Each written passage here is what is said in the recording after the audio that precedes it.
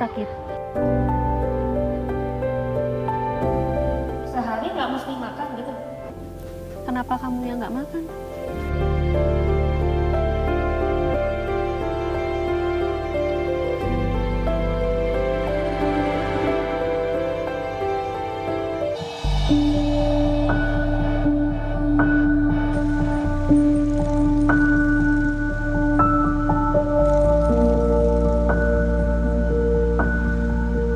Osteogenesis imperfecta adalah kelainan tulang yang membuat tulang mudah rapuh ataupun mudah patah.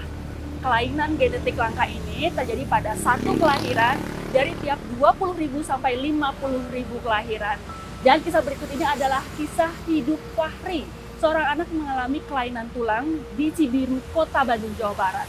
Sejak usianya 5 tahun, ia mengidap penyakit ini dan sampai usianya 17 tahun saat ini, kondisinya semakin memburuk. Fahri hanya bisa berbaring dan sesekali duduk di atas matras sederhana.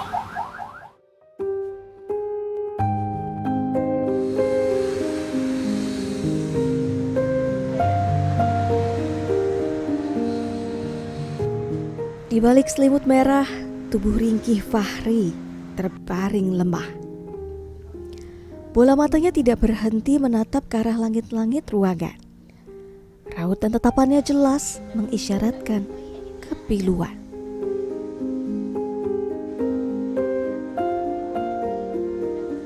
Muhammad Fahri Asidik, laki-laki 17 tahun ini adalah seorang pejuang osteogenesis imperfecta. Sejak usianya 5 tahun, remaja asal Cipadung, Cibiru, Bandung ini menderita kelainan genetik langka. Tulang-tulang di tubuhnya rentan patah.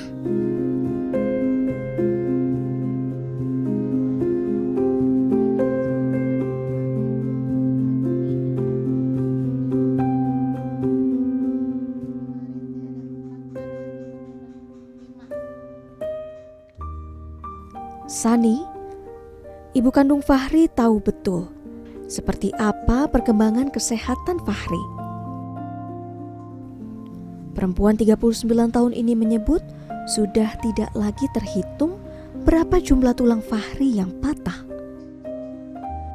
Jangankan untuk beraktivitas normal, sekadar batuk atau tertimpa bantal saja, tulang anak sulungnya bisa patah. Rasa cemas Sani semakin memuncak karena fraktur tulang Fahri setahun belakangan lebih parah dibandingkan sebelumnya. Saat ini, tulang buah hatinya kerap tiba-tiba patah tanpa sebab.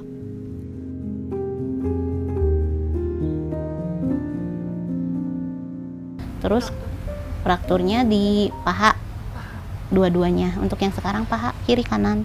Itu kenapa? Itu nggak ada sebab. Untuk yang paha, yang satu pas di pesantren lagi tidur tiba-tiba patah. Yang satunya lagi pengobatan di rumah.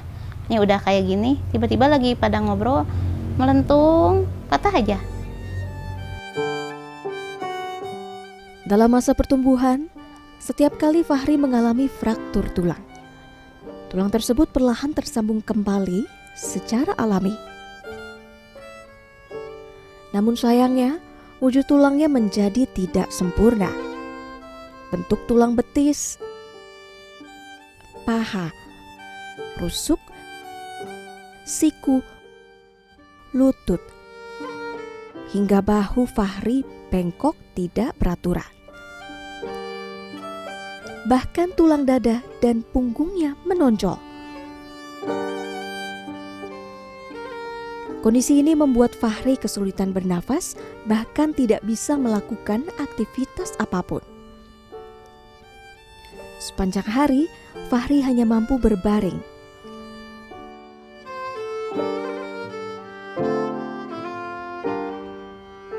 Sesekali ia memilih duduk. Itu pun harus ditopang dengan tangan dan waktu yang hanya sebentar.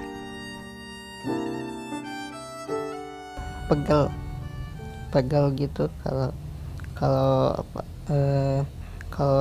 di posisi yang gak nyaman tuh pegelnya tuh cepat pegel gitu. Kalau kayak duduk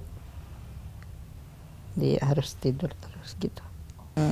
Kalau pegel tulang punggung aja, kalau ke yang lain mah enggak. Kalau yang di paha mah jadi kalau nggak bisa ditekuk gitu, jadi nggak bisa duduk sila gitu.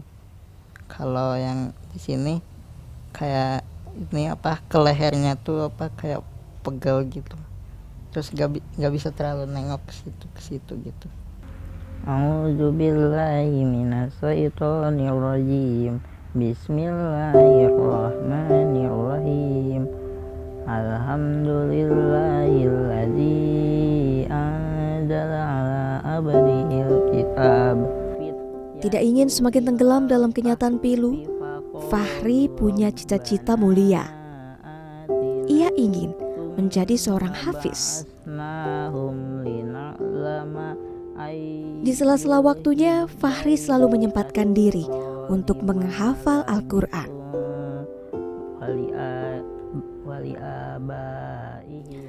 Ella, tante Fahri rutin menemani Fahri saat membaca kalam Allah.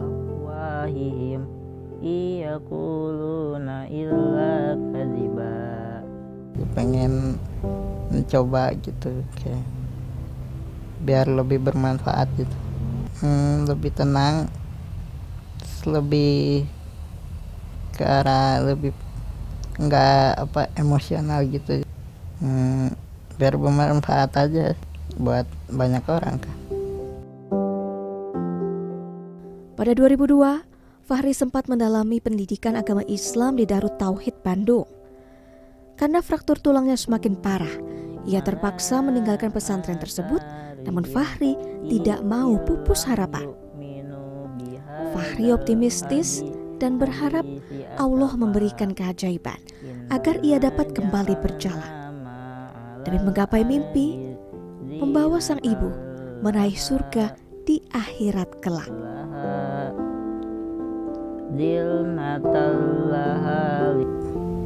Sehat aja sih.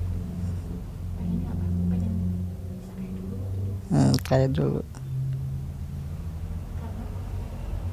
Biar bisa kemana-mana, lebih gampang. Masuk surga aja sih. Cuman ya Allah ngasih takdir yang lain, ternyata hanya 4 bulan Fahri bisa menjadi santri di pondok. Setelah itu kejadian seperti ini menimpa lagi Fahri, jadi ya kami harus ikhlas. Mungkin ini yang terbaik. Yang sekarang tuh Fahri lebih ke psikisnya, karena dia nggak nerima kalau niat baiknya itu Allah uji lagi. Homeschooling dari pesantrennya mungkin bisa, ibu sudah kemarin minta tolong sama ustadznya bisa setor hafalan pakai HP, bisa daring kayak gitu. Cuman tinggal Fahrinya yang bisa, jadi lebih ke pengen berbaur. Jadi pihak pesantren mah kapan aja Fahri mau kembali, pintunya selalu terbuka. Kapan aja Fahri mau setor udah sedia, tinggal hubungin kami, katanya gitu.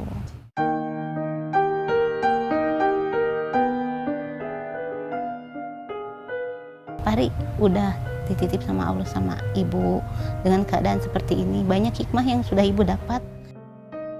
Ibu nggak tahu usia tuh sampai kapan yang bisa terus dampingi Fahri.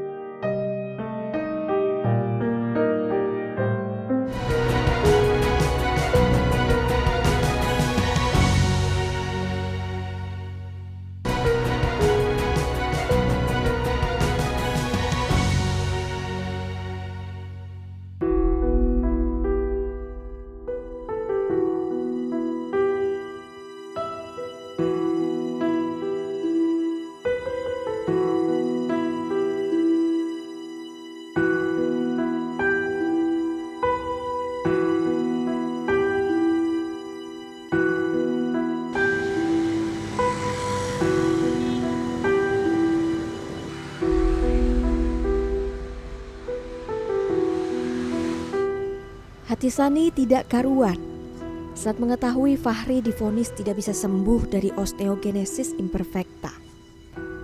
Tulang Fahri tidak mampu menyerap kalsium akibat gangguan pembentukan kolagen. Meski demikian, hal itu tidak membuat Sani putus asa. Ia bahkan terus berjuang demi kesembuhan buah hatinya. Meski sekali pengobatan membutuhkan rupiah yang tidak murah. Dari usia 5 tahun dapat obat, sebulan sekali disuntikan, cek vitamin D juga untuk konsumsi vitamin D udah dicoba, terus terakhir kemarin disaranin untuk kemo sama dokternya.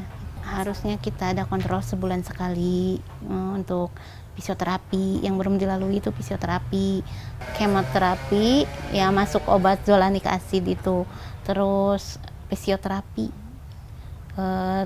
cek vitamin D-nya untuk konsumsi obat vitamin D-nya tiap hari. Sebenarnya kondisi Sani hampir sama dengan Fahri. Perempuan asal Bandung ini juga mengidap kelainan rapuh tulang. Namun tidak separah anak pertamanya. Tangan kiri dan kakinya sempat patah. Sani kini kesulitan untuk berjalan normal dan mengangkat beban berat.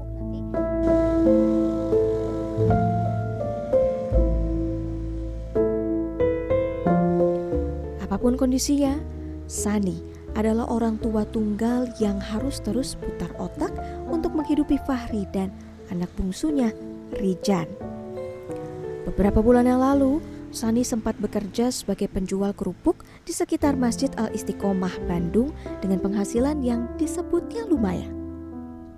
Namun sejak diberlakukan pembatasan waktu berjualan, ia terpaksa berhenti berdagang. Namun, Yang Maha Kuasa sudah mengatur rezekinya. Sani saat ini mencari penghidupan dengan menjadi buruh cuci setrika di rumah tetangga. Meski tidak setiap hari, namun upah Rp50.000 sekali bekerja cukup untuk makan dan sedikit bekal untuk Fahri berobat. Didera belitan ekonomi, saat ini Sani dan 2 anaknya menumpang di rumah saudaranya. Kakaknya juga rutin membantu merawat dan menemani Fahri. Alasan itulah yang membuat Sani ingin selalu berbagi kebahagiaan dengan seluruh keluarga besar. Untuk sekarang ibu masih perlu bantuan orang, jadi nggak sama ibu ngangkat ke kamar mandinya. Ada saudara, kalau di sini di rumah saudara sama saudara diangkatin. Terus kalau misalnya makan dia bisa makan duduk sendiri, paling ngasih makan aja gitu. Untuk ke kamar mandi dia bisa sebulan sekali pupnya. Karena faktor Nggak tahu ditahan, nggak tahu emang nggak keserap apa yang dimakannya, saya belum tahu. Jadi belum sempat konsul juga ke dokter akan ada kelainan di sini gitu. Tapi kalau dipegang perutnya nggak keras. tapi makan biasa. Makan normal sehari 3 kali, banyak itulah, normal. Sebagai ibu, kekhawatiran akan nasib anaknya tentu sangatlah besar. Namun, Sani harus tetap tegar. Selalu tercurah kasih sayang untuk menguatkan dan mendoakan Fahri agar buah hatinya tetap semangat menjalani hari. Sani pun yakin sabar adalah kunci penyembuh penyakitnya.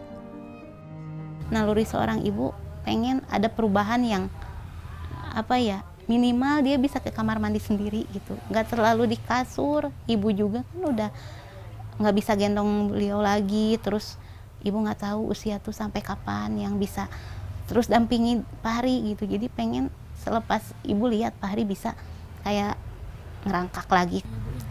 Iya teh, emang Fahri udah dititip sama Allah sama ibu dengan keadaan seperti ini. Banyak hikmah yang sudah ibu dapat.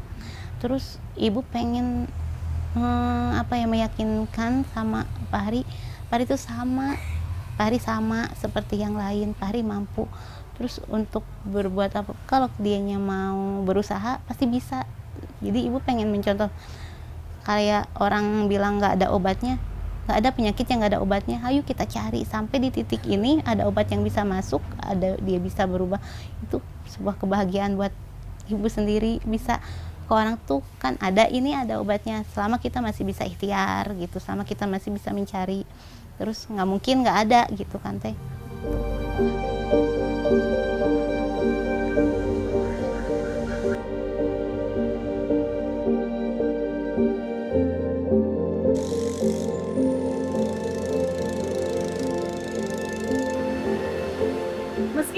osteogenesis belum bisa disembuhkan, namun harapan Fahri untuk bisa pulih kembali begitu besar. Karena Fahri masih punya cita-cita untuk menjadi seorang hafiz. Namun dibutuhkan kesabaran serta dukungan dari keluarga dan juga lingkungan sekitar, serta penanganan medis yang tidak murah, agar Fahri bisa hidup lebih normal, lebih sehat, dan juga lebih mandiri.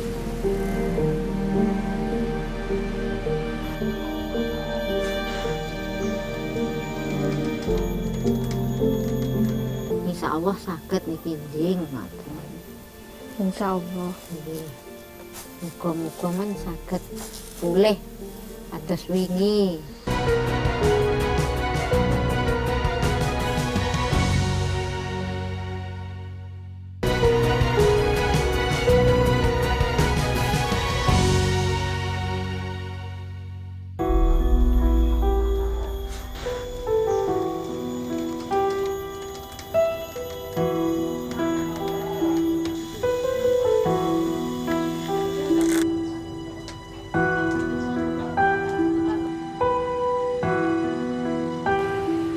Saat ini nyaris tidak ada yang bisa dilakukan oleh Pak Ekan, seorang lansia asal Yogyakarta.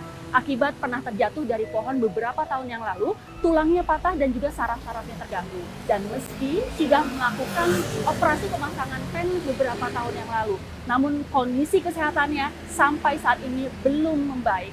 Dan berbekal semangat dan juga uluran tangan orang baik, akan membantu Pak Ekan untuk bisa hidup lebih baik.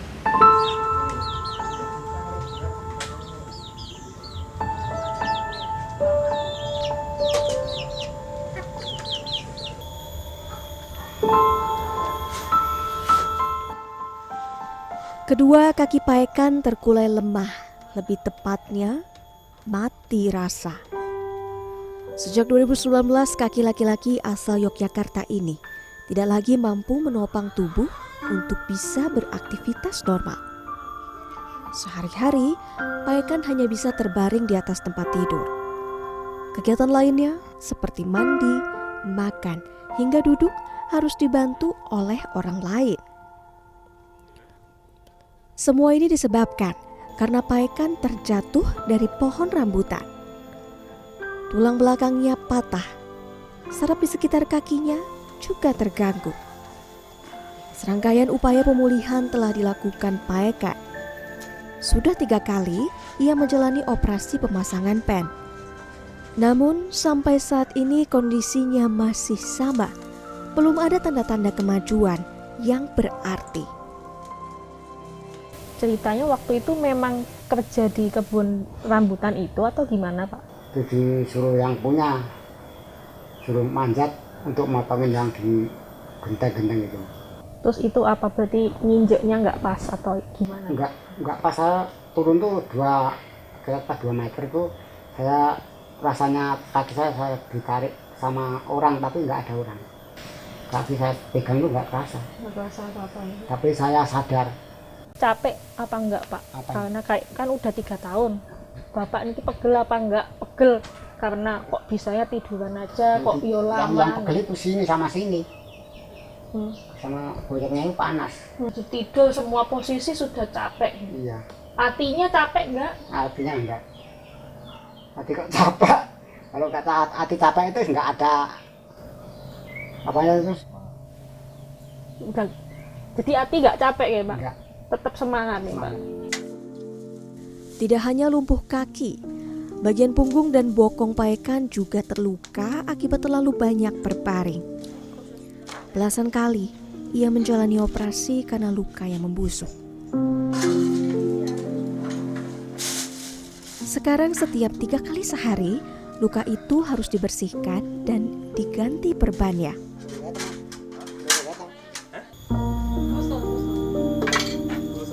Sejak sakit, istri Pak Ekan, Radim, menjadi tulang punggung keluarga. Bersama anak keduanya, Rizka, wanita 60 tahun ini mencari nafkah dengan membuat tampah.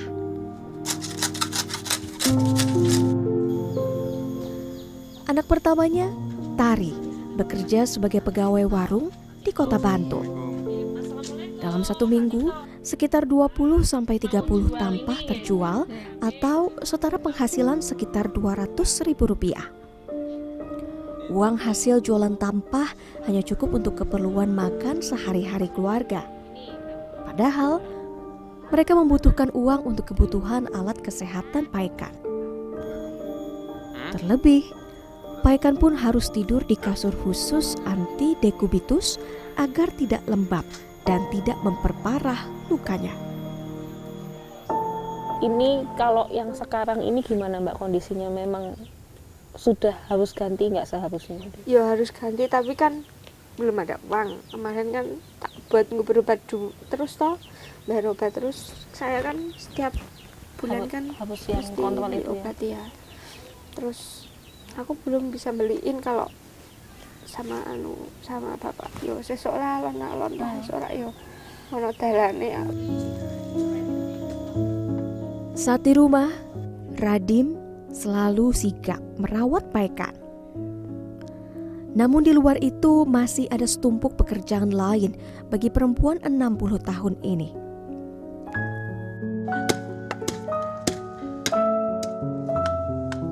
Radim harus mendapatkan pohon bambu bahan baku utama tampah.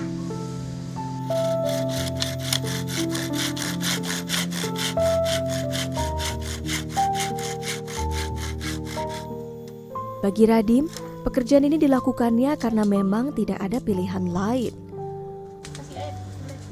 Radim harus mengerjakan pekerjaan Paikan sebelumnya, meski diakui tidak mudah. Dokter ngomongnya iso waras, iso sembuh nopo ora? Nek patute nek mboten nyiki izin kuasa niku patute mboten ning wikono. Ya insyaallah niku saged ngoten. Nek nyebut ke dokter insyaallah saged niki njing ngoten.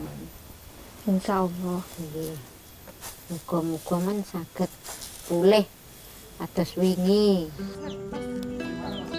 Keluarga Paikan mengajari kita tentang arti perjuangan hidup. Enggak. Meski cobaan datang silih berganti, namun langkah tidak boleh berhenti. Karena manusia akan selalu diberi jalan kemudahan oleh Tuhan yang Maha Suci. Meski kedua kaki Paikan tidak mampu menopang tubuhnya, namun semangat hidup serta dukungan keluarga mengubah kemustahilan menjadi angan untuk bisa kembali berjalan.